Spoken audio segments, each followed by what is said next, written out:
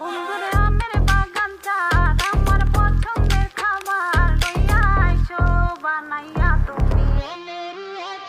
বন্ধুর আমের বাগান যার আমার পছন্দের খাবার লইয়া আইসো বানাইয়া তুমি আমের আচার। তোর লাইগা হানুমানি হিমসাগরের আম, আনতে না পারলে দিমু জ্বালাইয়া বাগান। চলো তুমি আমি ঘুরে আসি বেনারস, শুধু আম না আরো আছে আনারস।